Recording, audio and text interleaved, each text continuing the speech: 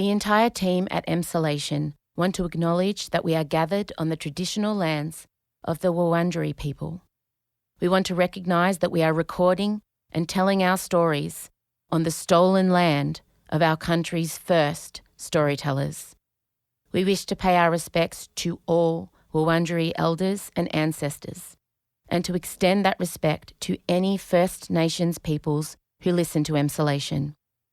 We recognise Aboriginal and Torres Strait Islander peoples' continued connection to the land and waters of this country, and acknowledge that sovereignty was never ceded. Always was, always will be. This is Emsolation. Camera one, camera two. What's that from Wayne's World? Camera one, camera two. Camera one. Do you remember that scene where he's laying above Tia Carrera in the bed and he's opening one eye and saying camera one, camera two? Do you not have an encyclopedic knowledge of Wayne's World? I know, I've seen both of them, but I just don't remember them that well. I remember a gun. No, a gun rack. Stacey, I don't own a gun, let alone the amount of guns it would take to necessitate an entire rack. Game on! Game on! I just remember constantly saying not and swing and stuff like that.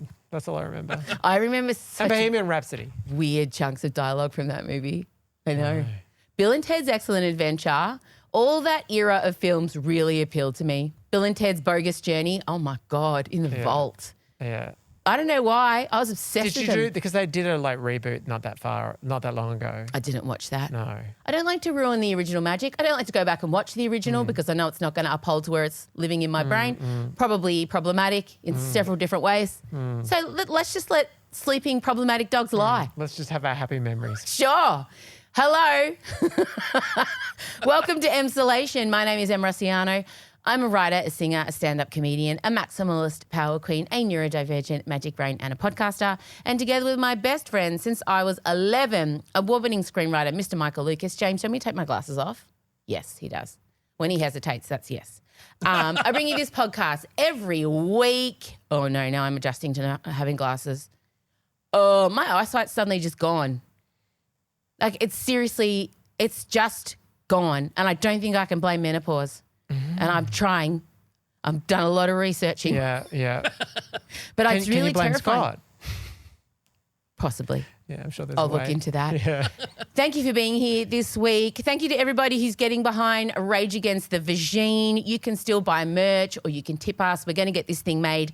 Good news, I met 3 experts at the All About Women conference that I was a part of.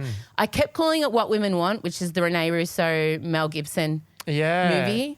It also makes me think of Christina Aguilera's song, even though that was just what a girl wants. Yeah, not the same. all of those things, not the same. No. But I was a part of a panel over the weekend, and the lady who was moderating the panel was like, and this is PhD, multiple studies, and this woman has started a foundation, and this woman has the only menopause, and here's Em Rossiano. I was like, why am I here? But it was really interesting. And so one of them's a really respected researcher, Dr. Susan Davies. And it was they were incredible. And Dr. Fatima, who she has the only menopause centre in the country. And so between them, and then there was Holly, and she focuses on how we can make the workplace more menopause friendly. So I'm going to get all 3 of them on Rage Against the Vagine. I did mention it at the Opera House to the nearly sold out crowd, and they were all cheering and yahooing. So it's happening. It was a really interesting chat because Dr. Susan, who is, I would say, mid-60s, short grey hair, snappy dresser, as my mum would say, and very anti all the latest kind of menopause influences that are kind of rising up on Instagram and TikTok. Kristen Chenoweth. No, actual challenging other doctors, other researchers. Basically accusing them of kind of, simplifying and glamorizing and monetizing certain aspects of perimenopause and menopause. She also objects to the term perimenopause. She just thinks, it can all come under the banner of hormonal imbalances that occur at a certain time of life. But because there's no markers and because we're such a tough group to study, she was interjecting and she kept saying, I've done a study on that. I did a study on that in the early 90s. It was so great. And my goal became to win Dr. Susan over. Did you succeed? I did. It took me nearly the whole hour. Like there was a countdown clock on. It was like I was in a reality TV show. Yeah. Win Dr. Susan over. Yeah. And I turned my whole body to her every time she talked, and I started noticing the things she nodded at. Yeah. And so whenever I'd get asked a question, I would say things like, you've got to help women make time for themselves. Oh, and just Dr. wait for that. Susan was loving it. Yeah. And she was like throwing shade at every other panelist. She was so grumpy and over it, except me. Oh, but pray tell, so she doesn't like the term perimenopause. What would she prefer to? She just says it's this time, and it's the hormonal shift that happens to a woman at a certain age, and all of it occurs, together, and it's just because it's so hard to isolate perimenopause and menopause because of the nature of hormones, they fluctuate. And she said, this is all a part of life, of the reproductive life that matters, and all of it needs to be studied and all of it needs to be compared, and one's not worse than the other. And there's also postmenopausal women. And she said not every woman suffers and every woman goes through it in a different way. And this idea now that perimenopause is the latest kind of pre-light situation, when she said it happens for all different women at all different times, at all different levels. And she was just really cranky about anytime I stopped saying the term perimenopause. Odie was there. She was not having anyone shit. Right. I was obsessed. Yeah. And then I knew I'd won her over because I, of course, cried and talked about how I really felt like I'd lost myself and I'm trying to find myself. And she goes, come and see me. You shouldn't be feeling like shit. Come and see me at the clinic next week. Like, I'm there. Yeah. I'm so excited I'm going to see her. I kept calling her Janet. It's not her name, but she looks like a Janet. And when my mind decides your brain, even if it's not on your birth certificate, your name, it's right, over. So I have You're just going to rock up and say, make me feel better, Janet. Dr. Janet Susan, I call her in my mind. Oh. Did I say Janet on stage at all? Odie says she doesn't good. think so. That's Thank good. God. So all that to say, thank you very much to everybody putting in for the podcast. We'll be able to start pre-production soon, which I'm very excited about. Speaking of projects, I forgot to mention on the podcast last week that I'm writing a book. Well, you've had a few big announcements of projects. There's still plenty of time. I feel like the ship has not sailed on this announcement. Blood, Sweat and Glitter, I found out via the press release, is due to come out October this year. Good for you to know. I'm glad you know that. So that probably means you have to get it in before October this year, I'm gathering. I met with How quick can they print? I met with my editor, Tom. God bless Tom. And I said, so what's like drop dead on manuscript? He said April. I said April as in 3 weeks away, April, or a different April I'm unaware of? April is in July. April as in September, the 30th. Yeah. Can we print it at my work? Yep. So I am technically at the end of chapter 4. And by that, I mean, I've solidly written 1 and 2 and have dot points for 3 and 4. Okay. Sure. So basically, I'm at chapter 5. You're in Peri chapter 4. But the thing with this book, and we're shooting the cover next week too. So it's That's important. in classic. That's absolute. That's not cart before horse. That is. Classic Graciano form. We have the title. We're going to have the images. Do we have the content? Not as yet. It's all there.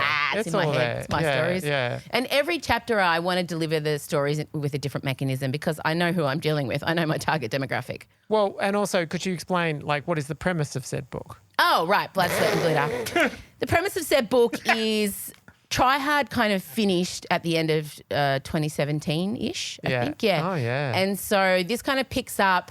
We open with me finishing on stage after we filmed the Rage and Rainbow Spectacular at the Palais, jazz hands blazing, marching into 2020 with high hopes. All problems sorted. Bookings in the States, meetings with agents in LA, Yeah. just ready to absolutely take over the world. That's right. And then, I don't know if you remember what happened in 2020, a few things. Yeah. And so we kind of launched into how that affected me and everything around me and how that, and each chapter is a year. Yeah. Kind of, so we do 2020, 2021, and 2021 was like Masked Singer, 2022 was Press Club.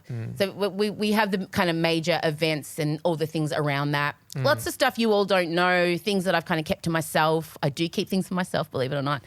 And there's going to be a graphic novel aspect to it as well. There's lists, and also as part of it, anytime I mention something to do with, a medical condition or, anything, I branch off into a little M-style explanation. Odie's doing all the illustrations. So it's going to be, when I finish it, it's all in my head. It's going to be amazing. Can you reveal anything about the concept for the cover art or no? Or is it all top secret? Is it going to be a subtle restrained sort of style? No. When you walk into your bookshop, blinded. Correct. It's going to be amazing. It's going to be Lara, my friend, who's of course head designer of Zhivago's, flying in specially from Perth to style it with archival pieces. And I've had a meeting with Hair and Makeup today with Julia Green, our friend from high school, and it's going to be something. It's going to be amazing. I can't wait for you all to see it. We're shooting a bunch of images. I love being able to write again. It's just finding the time to sit and be left alone is nearly impossible, but that's okay. I'm not panicked yet in classic ADHD fashion. I have 3 weeks to write about 60,000 words, and it's taken me 6 months to write 20. So the maths is definitely mathing. Yeah. It's going to be fine, guys. I'm not worried. Are you worried? No, I'm not worried. Great. Not at all. Right, so look out for Blood, Sweat and Glitter. Yeah. And the promo tour is going to be amazing. Will there be live events? Yeah, for sure. I want all the M-slaters. Are we talking about sort of a bookshop sort of a vibe? Or are we talking, we're talking theatres or we're talking... Theatres with probably a sing-along. Are we talking a press tour? Not massive theatres, more like intimate stuff. With a sing-along? With a sing-along. Okay. Probs. Me. I just need to relax in. I'm always super conscious of being like breakfast radio, kind of like snappy so it's easy to edit, but I'm so sick. I have some kind of plague that my child gave to me. Thank you, Odette. And I'm not well. So I'm just going to relax into it. Gaga has released a new album. Thank God she has. Thank God. Good for her. Mayhem. Thank God. It feels like this time last year we were on a run of so many diva releases. Remember when it was like 1 week it was Ariana Grande and then it was Cowboy Carter and then it was just one after the other. But since we've just been in a barren desert. Yes, we're so starved for pop culture. We are. There's just not enough. But there was a time when I was a skeptic and thought she needed to go away for a little bit longer after Joker 2, but she has proven me wrong. Absolutely. She has come back with a vengeance. And I also love how surprised she is. She genuinely seems surprised at how well it's turned out for her. And I talked about this in Tuesday's edition of AMA. I saw an interview with Bowen Yang and where she was genuinely saying, during the recording of this, I realised I did pioneer a genre. I think what I realized making this album is there is a sound and a style and a way of creating music that I did come up with. Because she's been accused of reheating nachos. Are you across this term? By people that have listened to the album? Yes. Or is that right? Yeah. Yes, by fans. Saying she's just taken something, like taken old nachos, her old music, reheated it with more cheese. It's not okay. Just in general, Fans, culture has pull your head gone in. somewhere. I agree. Because They feel entitled. Like the things they say don't hurt because they genuinely love the artist. Well, even I get a lot of messages like, it should have been this. It should have been this. And I feel like it's like people are online and they're speculating about what they're going to get. And so I feel like a whole lot of Gaga fans made Mayhem in their mind. And then they listen to what she's delivered. And then they're like, well, this is not what we ordered up. Or I wouldn't have done it like this if I were Lady Gaga. Nobody asked, dickhead. Yeah. I mean, I suppose I feel like back in the olden days. Wow. When it was not such a social media. I miss those times sometimes. Sometimes I like not knowing people's opinions.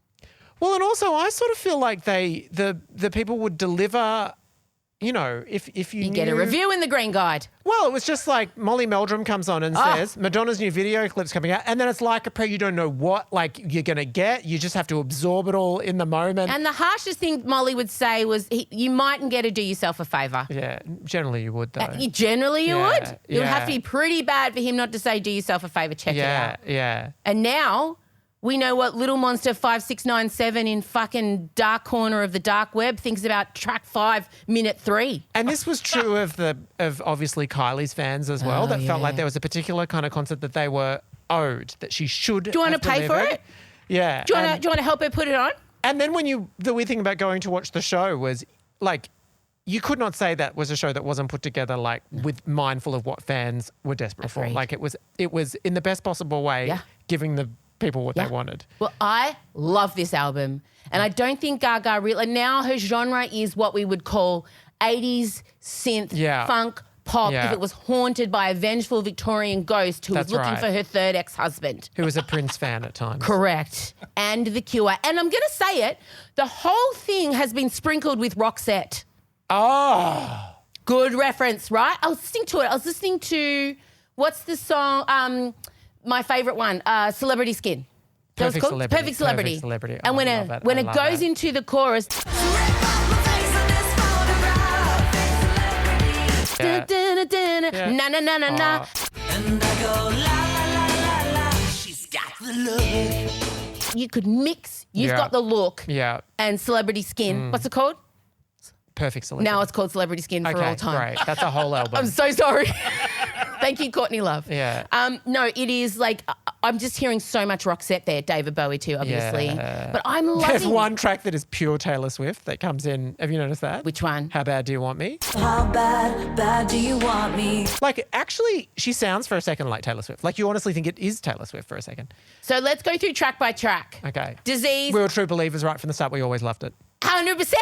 Banger. Sounds like 100%. sexy robots having sex.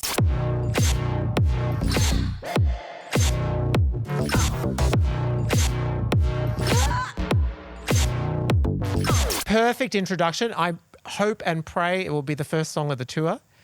So good. Like it's got that.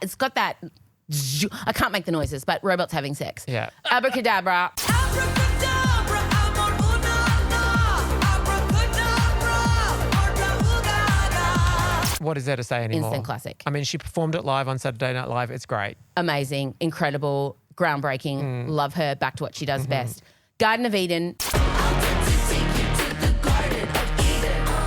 It's okay. I don't mind it. It's lifting up every time I listen to it. Yeah. But I mean, the problem is I love Abracadabra and Yeah. then I love the song afterwards so much that it was in a vulnerable position. It but is it for is me. good. It is good. Getting skipped at the moment, but Okay. often the songs I skip, I go back to Return to. when I've ruined all the other ones and broken them. Perfect Celebrity is probably Classic for me. my number 2. Me too. I want it to be the next single. It's so, that hook is Unbelievable. sexual. Thematically, we're going back to paparazzi. But all the stuff And like can you imagine the film front clip? row at the She's going to watch the peel her whole princess face die. off. Oh my God, I can't. I'm beside myself about this one. You hate me. I'm the perfect celebrity. You love to hate me. I'm the perfect celebrity. Oh, Well done, Gaga. Stephanie Gaga. Giannotta. Well Oh. done. Well done. Oh my God. Vanish Into You, struggling to remember it. No, it's very catchy. She's got a very catchy hook that I can't repeat now. Killer, Yeah, no, I'm featuring into it. I'm into it. Gesslestein. Yeah. Incredible. Yeah, incredible. What you gonna die tonight? Killer. Obsessed. Obsessed. Very Princey at times. Extremely Prince, I which I knew. thought a bit David Bowie fashion as Yeah. well. Yes, agreed. A lot of David Bowie in that. A lot of Zombie Boy.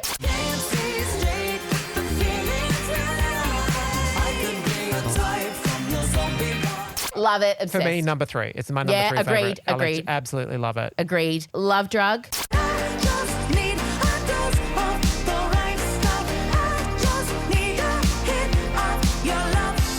Okay. Yeah, it's Okay. good. It's a vintage Gaga sound. How Bad Do You Want Me? I swear that's the Taylor. It's the Taylor Swift song, but it's also got some 80s. It's got an 80s sample in there, but it's very 1989. Okay, sure. Don't call tonight. Don't call tonight unless you wanna hurt me. Don't call tonight. It's not because you care. I love it. You Number love 4 it. for me. You want to sing it to your husband? Track 4 for me. I mean, Okay, yeah. out of Yeah. Shadow of a Man, number 1. I don't wanna fit into the darkness tonight. Show me the light. I don't wanna be the one to fall off the night. To come alive. Love it. Wow. Love it. Love Wow, Shadow of a Man. wow. I mean, Disease, Abracadabra, they're like Yeah. top. Yeah. But if I had to pick up the songs I hadn't heard before, I've gone back to Shadow of a Man so many times. Yeah. Then I could take or leave the last 3. Now, I do have a Gaga conspiracy theory. Well, she needed a lubricant. That's right. She needed a lubricant. courtesy finger. She's like, hang Yeah. on a second. The Beast and Blade of Glass are the courtesy fingers for Die With a Yes, Smile. and it makes and I do have to credit her for this because the Beast very much taps in thematically to everything because it's like at the stroke of midnight, blah, blah, blah, blah. Yeah. You turn into a werewolf or something like that. But it is like a slower, we're getting into ballad. Blade of Grass is purely like it's about she wants a partner to propose to her with a blade of grass if he doesn't have a ring or whatever. And so now we're just in full ballad. And then so by the time you get to Die with a Smile, it feels smooth. But I wonder whether they were put there. Look. Album could have Fine. ended on Shadow of a Man. Honestly, for me. For me, I still love it. I love it. Have you exercised to it? Yes. And so the exercise, the order must be, because I have to take Garden of Eden out, but I love Disease for a warm-up. I don't actually, everything up to Shadow, it all works up to Shadow of a Man.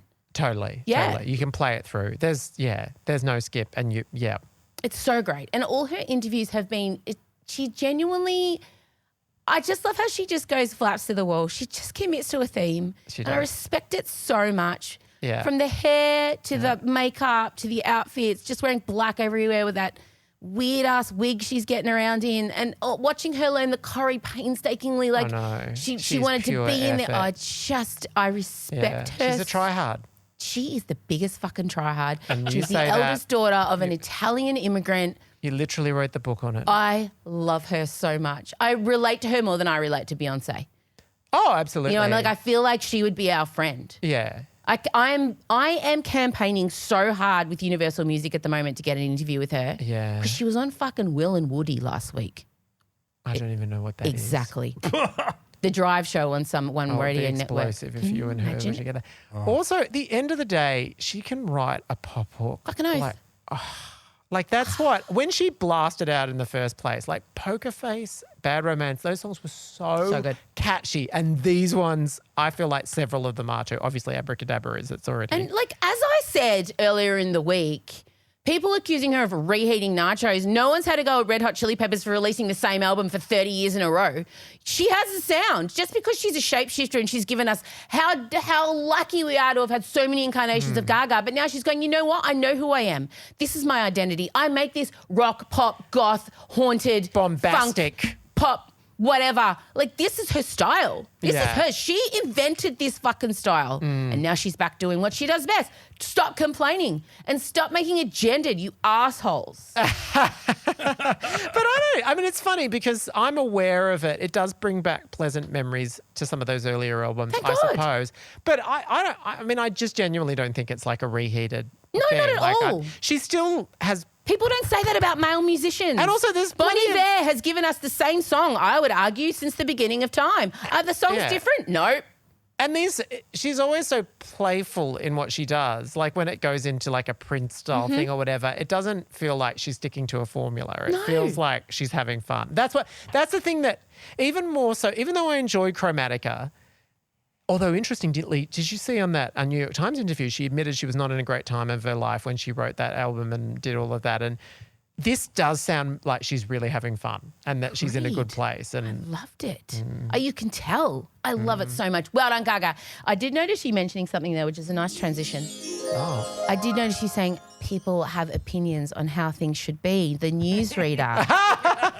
I want to talk to you about the Newsreader finishing up forever. How emotional. I mean, we already said goodbye to it when it stopped filming, so you've kind of done the thing. I'm glad to. I do feel I'm getting so many messages of people Let's talk going, about it. "How do you feel? How do you Yep. feel?" And like, I mean, obviously, I don't want to. I loved it, and obviously, it was a big changed my life, and loved everyone on it. But this is the longest goodbye of my life. I feel like every single episode, you know, I was in all the sound mixes, the masters. I saw them all a bazillion times. We would have a champagne ceremony to bid farewell to each of them, like back in August. And so it feels like I was there at the bedside watching the person die and like drift off into the ether. And now 6 months later, we're having a funeral. And it's like people are like, how's your grief? And honestly, it's like, oh, I know everyone's been asking me, oh, you know, did you see Michael? He's okay. And I was like, no, I was with him last August when it ended. I know, yeah. And also because, Like, am I a bad friend? Actually, I had a moment on Sunday where I'm like, should I be with him? No. I think the thing is as well, it's when you part from all the people is the thing. It's not so much The show. when it goes out. I mean, I suppose every single other time a season of it's gone out, I've been in the midst of writing another season, which obviously I'm not now. So, I mean, it's not... it's not the same. And I don't want to sound like I'm emotionless about it, but honestly, I'm emotionless about it. I'm fine. But I want to know, have you gotten feedback on the last episode? Like, have people said to you they wanted a different heard ending? everything. Tell me, what have they said? What did they want? Oh, no.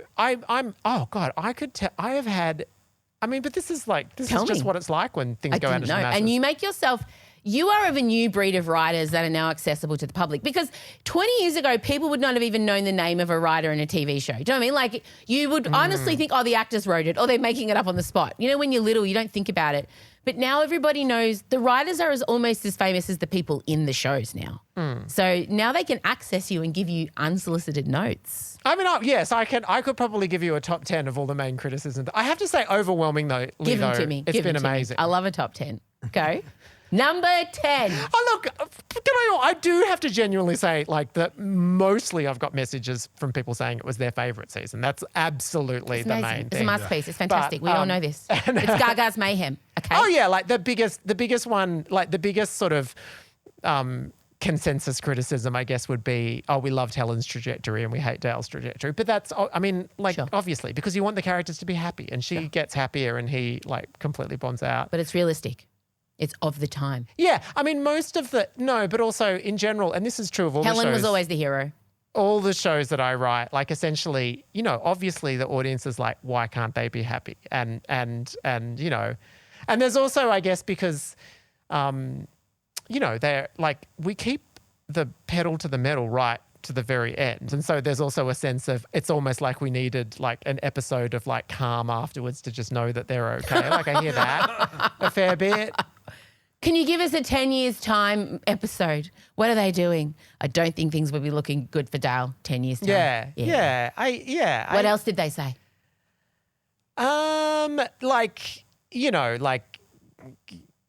a lot of he should have just been opening up sexually with a man and a sense of feeling cheated that he didn't have a healthy relationship with a man in that time. I definitely, that I'm aware of that. I mean, it's interesting because all these things, I'm like, oh, I know why you would feel that, but also that's just wasn't the story we were telling. It's very rare that there's one that I'm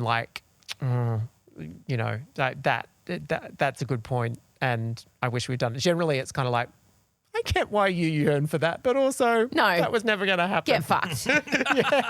Well done. It's no mean feat. How exciting and amazing you are. Yes. There are things on the horizon for Michael. Don't worry. His career's not over. You say it like, oh, I'm not working on anything now. You were working on several things. You just Oh, no, I'm not working on You're bubbling, you're developing. Yeah. I'm working on several things, yeah. Yes, you are working on and several also, things. I have to say, it is really joyful to pick your ending, and do it the way you want and just have it feel complete and have it feel that was the statement, that was it, and to not feel because we're all in consensus about it, everyone that worked on it. I know that there's not going to be surprise, there is a sort of an additional season, and Absolutely which is an not. experience that I have been through. Yes. So. Woo! Where's my shade button? No, I mean, that's just the reality of TV. Oh, spring. Now, look, before we go and head into the sealed section where we will be discussing this week's batch of Spicy Sunday low stakes hot takes, where there has been, quite frankly, some outrageous opinions, which we love. I will be passionately defending Frozen 2 as the superior Frozen movie. Michael will be taking on Grease 2. We also will discuss the perfect way to layer a taco. My way is correct. I set the cat amongst the pigeons there. So many opinions to get to. So, sorry, Odette. It is correct. I did say we could do a whole episode just on how to stuck a taco. I do. I have to say, I did see this thread, and you, and this is not a surprise at all, have such a talent for generating spicy opinions that and because you were bombing people with it was just boom, and the diversity of topics.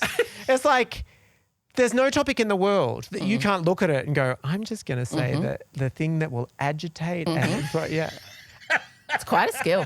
It is a skill. And it comes naturally I to me. know. It's very natural. You're a provocateur. I'm a provocateur, if you will. Yeah. So we'll be doing all of that in the sealed section. But before you go, how was Billie Eilish? You're wearing the merch. Were you the oldest person there by 50 years? No, because there were a lot of people that Mums. bought them. Yeah, so I didn't know what the crowd would be. I mean, obviously, She's so great. I love Billie. me too. And she's a delightful interviewee. Oh my God. Gives a great interview. And yeah, there were a lot of parents bringing kids. So I was the age That of brother didn't come with her this time parents. I'm just, either. You can look, tell. I know you're she not was letting into, loose. but No Phineas ruining the party. Oh, I stand up He's for on my Phineas. list. Oh my God. I really think, anyway, I think he's just I been, think Billie flourishes without Phineas around. but they've but it was a co-written great all their show. songs.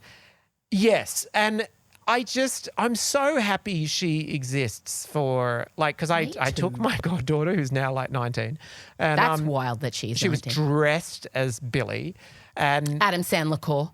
yeah, Yeah. and obviously I love a hot, sexy pop star. Don't get me wrong. Like, I love it. But I am glad that there is one out there who is just like wearing her like baggy basketball jersey or whatever it is. I don't even know what it is. And their long shorts and is just, I mean, she's done sexy in the past, but she's so comfortable. so comfortable, Yeah. so herself.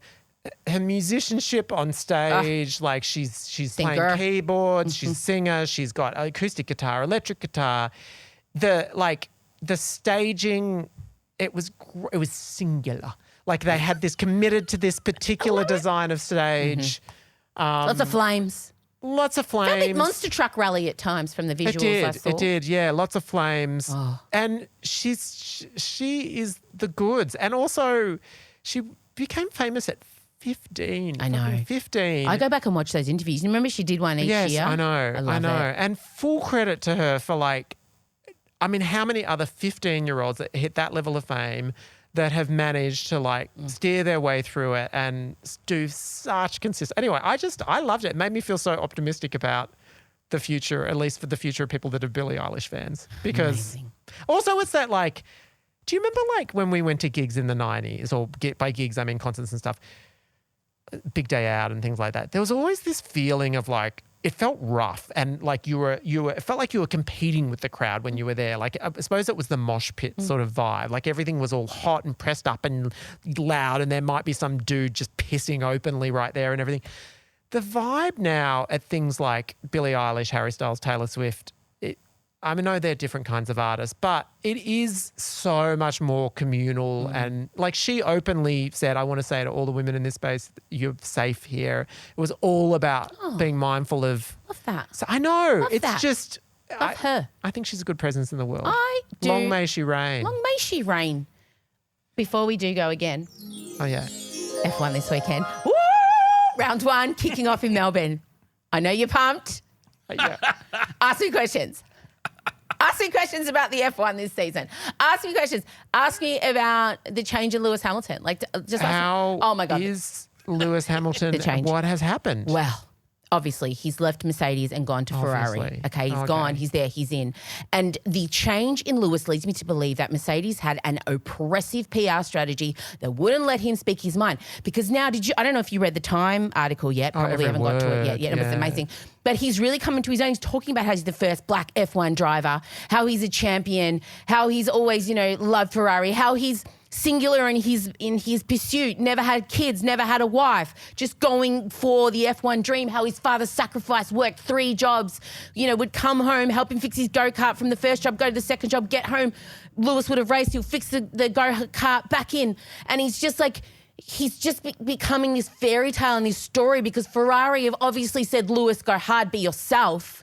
And I'm not since he dated Scherzinger have we seen this version of Lewis.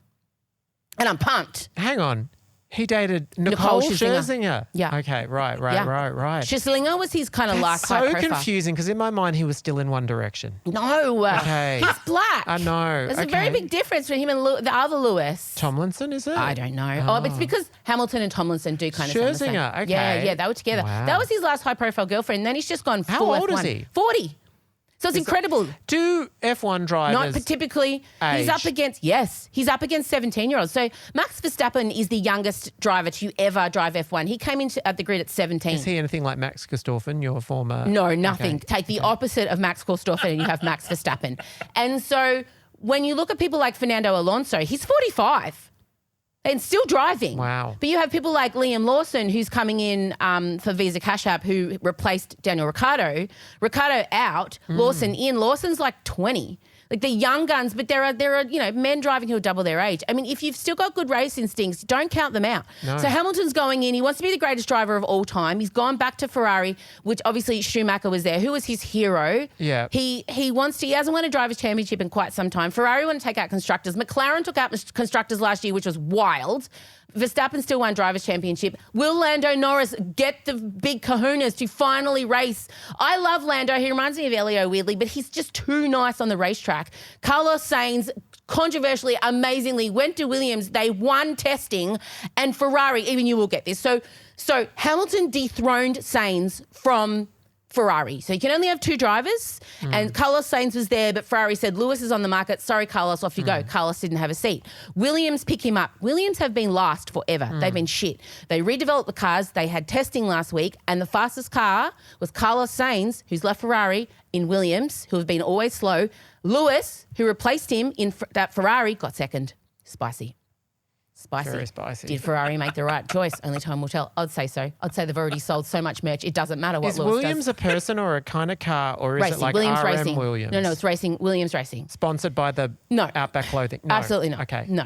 It's a British racing team. They're legendary. They used to be up the top. They were so prestigious, and then ever since it's not been great. But they've redeveloped the car, new team principal. And Flavio, there's one team principal who you would love. He dated Heidi Klum. You would know Flavio. He dated Naomi Campbell. Did he go to a Halloween party? Yes, he's flamboyant, elderly Flavio. Italian man. I Yeah. love his name. Yeah, Flavio Ballatone. Or I can't remember how to say. And he's just gone back into Alpine, and he is unhinged, man. He's unhinged. Did you say Peen? Alpine. Okay. Yeah. Alpine also has an Australian driver, Jack Doohan, who's Mick Doohan's son. You, of course, know what Mick Doohan did. No. Okay, great. Anyway, Dad and I are going. We're very excited. We're going on Friday as guests of AMG. My dad drives a Mercedes AMG, so he's very excited. But we can't wear our Lewis Hamilton gear, obviously, because he's not there anymore. And then on Sunday, we're going as well. It's going to be 1,000,000 degrees. We're not going on Saturday because it's 37 degrees. We ruled it out for us too. But I'm so pumped and ready. And God, I love F1. And if anyone wants to have me on their F1 podcast, or if anyone wants me doing any commentating, or if you just want to sit next to me at the F1, let me know. Okay. I kind of do want to sit next to you at the F1 in a way. I'll send you voice notes. Don't worry. Great. Okay. All right, we're moving into the sealed section now, where I will be arguing that Frozen 2 is the superior Frozen. If you want to have a listen, you have to be an Emsolation Extra subscriber, and you need to go to... emsolation.supercast.com. That's right. Oh, also, don't forget, Emsolators, before you go, please, go to our Instagram, interact with all our posts. The best thing you can do now is save it and send it. That ranks higher than anything else. Liking, commenting, of course, as always, but if something tickles you and you know a family member or a friend that you love, sending us on. Shareability is what Instagram is ranking us on the algorithm with at the moment. So that's good to know. But there's always something fresh and new. And obviously the Facebook group every Sunday is kicking off with the Spicy Sundays. Today will be evident of what we are enduring at the moment. It's getting hectic in there. All right, gang, bye. Extra. It's Emsolation Extra. Coming up on Emsolation Extra. Hello, Emsolation Extra family. Welcome to the sealed section, where now we're just going to be rebutting your spicy Sunday. Not always. No, sometimes I've got agreeing. some endorsements. Yeah. Okay, good. If you're not aware, every Sunday in the Facebook group now, so you must obviously go and join the Facebook group, we will be giving you the opportunity to argue your low-stakes hot takes. And my goodness, I decided on Sunday I chose violence, and I decided to go in after clearly stating I would be staying out of it. I went in and dropped a few A few. bombs. Yeah. I noticed one, and then there was another, then there was another, then there was another. Yeah. So Multi-genre. Oh no, I like to kind of steer people. I think when I drop the bombs, it gives people permission to A license. correct. Yeah. And then so they get the flavour, the taste, the vibes of where we're heading. Has anyone agitated you to the point that you are not agitated you because you love it, obviously, but has anyone triggered in you a response to equal the Beyonce's overrated response? No, I think the only thing that could... Oh, there was one saying that Wicked wasn't a good musical, but I'm just like, that's low-hanging fruit. I mean, it's just not true. So I'm not even going to bother arguing it. Yeah. Because sometimes it's like when someone says, I don't think water's wet. You're like, bitch, Sure. You know, sometimes it's just not worth arguing. It's lazy. It's not a bad musical. No, I mean, I think it's brilliant. I'm so jealous of it. The only thing I would say... Here we go. Yeah, the only thing I would say is... If you want to hear, or even better, watch what happened next, give yourself the gift of Emsolation Extra. For less than $2 a week, you get 2 bonus episodes every week, close friends access on Instagram, pre-sales ticket priority, and merch discounts. There's even exclusive video episodes of our sealed section every Thursday on our Extra tier for less than $3 a week. Find out more at emsolation.supercast.com now. Emsolation with Em Rusciano is recorded at Down the Hill Studios, hosted by Em Rusciano with Michael Lucas. Executive produced by Benjamin Wasley, produced by Em Rusciano. Edited by Ezekiel Fenn, with videos by James Henderson. Socials by Benjamin Wasley, Em Rusciano and Marcello Rusciano Barrow, with assistance from Jem Evans and Isabella Hines. You'll find links to get more Emsolation on Instagram at Emsolation Podcast. And thanks for listening. We can't wait to chat with you again soon.